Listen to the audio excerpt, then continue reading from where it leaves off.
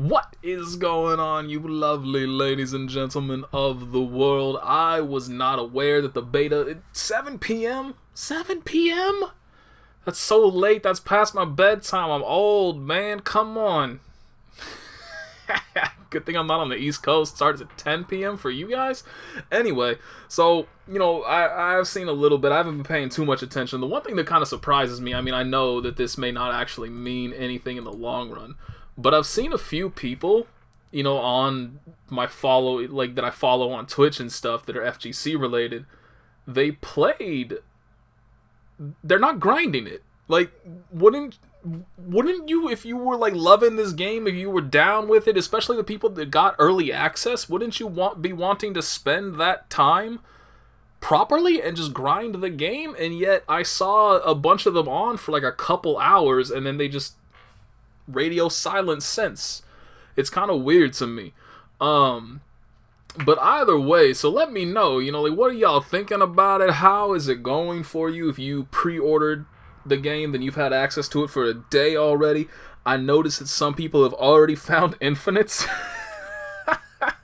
Which, dude, it took a day. It took less than 24 hours for people to find infinites. How bad is your QA department that, they can't break the game like this, but within 24 hours, multiple players are finding multiple infinites in the game? I've seen on both Soul and Giovanna so far.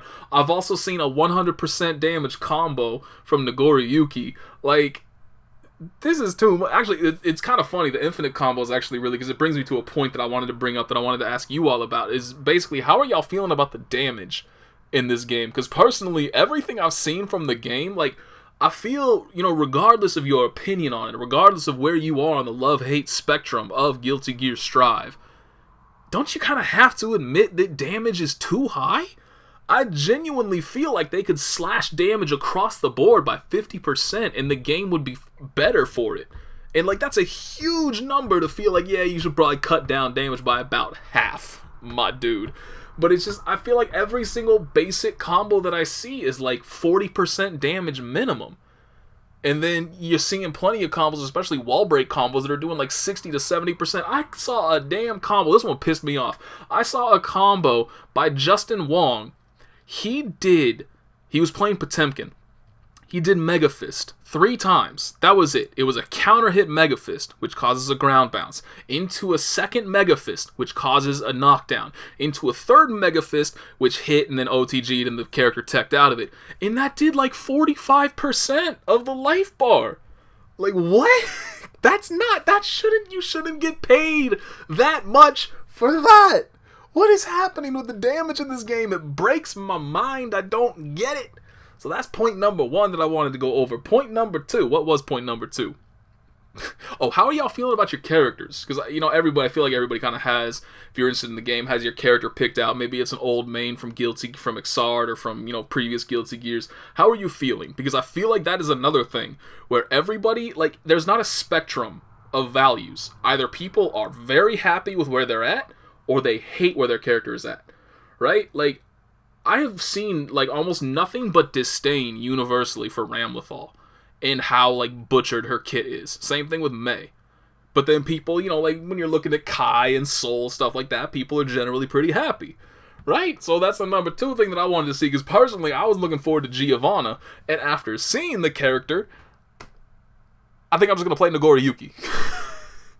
Because the main thing is, the intention behind her was to give players a very basic, straightforward character, which they certainly succeeded with. But the thing that irks me about the character is that, why is the wolf there? What is it even a wolf? I don't even know if it's a dog, a wolf, whatever. But why is it there? What does it do? It serves no purpose. It has the same amount of impact on Giovanna's overall gameplay as Azriel's coat has in BlazBlue. It's just kind of there.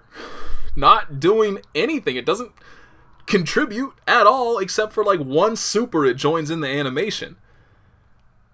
You would think there would be something make it eat project, because one of the main things behind her gameplay is the more meter she gains, the more powered up she gets, right? And I think the main part of that is the wolf is like giving her power through the meter, right?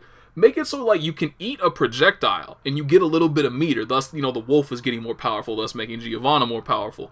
Give her the ability to like use the wolf as a projectile, right? The thing that I'm thinking in my mind is King from King of Fighters, where she kind of does like the little spin and she just kicks and throws a projectile out with her foot, right? That's kind of more or less what I'm thinking, is like Giovanna does a quick little spin kick and the wolf goes flying out and smacks somebody and then comes flying back. Right? That was my thought. Probably like just any kind of moves like that to have it be a part of her gameplay. And yet it just doesn't, it's there doing nothing. Why is it there? I just don't understand it. So that irks me and I really don't like that. And so because of that, again, I think I'm gonna just play Nagoriyuki. But we'll see. There was a third thing, and I'm blanking on it, and I'm hoping that I can come to it, but maybe I can't. I don't know. I think it's the only song that's in the game. What's it called? Smell of the game or whatever the hell. Just that one song. I really hope there's more than that. I haven't been paying very close attention, but like, I really like the chorus of that song, and I hate everything else about it. Like, believe me, it's no heavy day. And so if that's the only song that's available, I may just turn off the music instantly. But we'll see. The third thing, the netcode. So I've been seeing a lot, just basically glowing praise for the netcode, right? But again, it's kind of funny looking at the disparity between Asian players and like American players or European players. Because I'm seeing, when I tune in and I'm watching, like streams of Asian players that are playing, like one of them, Omito. One of them was the guy White Absol that does a bunch of the Blaze Blue stuff that I've watched in the past. He was playing as well, and like they generally have like sub 10 millisecond connections with people, like borderline perfect, pretty much as good as you can get. And then I'm looking at all the streamers from North America, and their delay is like 100 minimum. And I've seen up to like 250, 300 for certain connections. And it's just like, oh god. This is what our internet is like. This is the quality of our connections. God, I mean, to be fair, it's not just the internet. There are more factors than that. But still, it's so stark a disparity. And it really highlights why rollback is so necessary for us. Whereas they were like, delay-based is fine. We don't care. Like, they were already getting, like, 2 millisecond connections in Xrd and stuff like that, so why would they care about needing rollback? Their connections were already damn near perfect. So, yeah, anyway. But I've heard good things about it, so, obviously I'm going to go in on my own, and we're going to figure that out, but still. I'm just disappointed with Giovanna. I just want to put this on the record that I really genuinely... I mentioned this in the last one, that I hated how they were giving early access to people that pre-ordered the game. But then they went ahead and gave even earlier access to just a select group of people. And I hate it. I hate it. Just let everybody just level the playing field. Let everybody instantly go in. I mean, to be fair, I guess there is an argument to be made that you roll it out to like a small group of people initially, and that gives you a small stress test, right? Then you roll it out to a larger group of people, and now you have a similar stress test, but it's still not opening the floodgates. And finally, once you've proven that your system can handle all of that, then you can open the floodgates to everybody. So now that I actually think about it from that perspective, it kind of makes sense that would be the case, especially because I feel like there's still... How many of you actually believe that the systems that people were able to find that allowed them to perform infinite combos are actually going to remain in the game, right? Like, I have to imagine they're going to go ahead and remove those, because those blatantly fly in the face of their stated design purpose behind this game in the first place, right? And so they're not going to keep those in. Surely they're going to remove those mechanics that allow that to happen. And so the time people spend grinding training mode, grinding those combos to nail those down, is going to wind up being wasted. It's not going to be something that translates to the final product. So maybe it's not a big deal that some people got a head start over others, but yeah, now that I am thinking about it in terms of like, they have the in-house stuff, which is a very, very, very small, not even moderately stressful test of everything that's going on. And so then you open it up to a smaller group of people, Or like you open up to a larger group of people, but still one that's fairly small in comparison to the final goal. And you just keep continuing in waves and opening it up to more and more people after that. And so you don't put all the stress at once so that you just like instantly reach a breaking point. If there is a breaking point, then you find it before you hit the maximum stress level. Right? So yeah, now that I'm thinking about it in that perspective, it makes sense and I'm kind of okay. If that was their intention, then I'm okay with it. Shit, while I was in the middle of talking about that, I came back around to one of the things that I wanted to ask, and now I've lost it again. I hate this. Oh, damn it. Whatever. Who cares?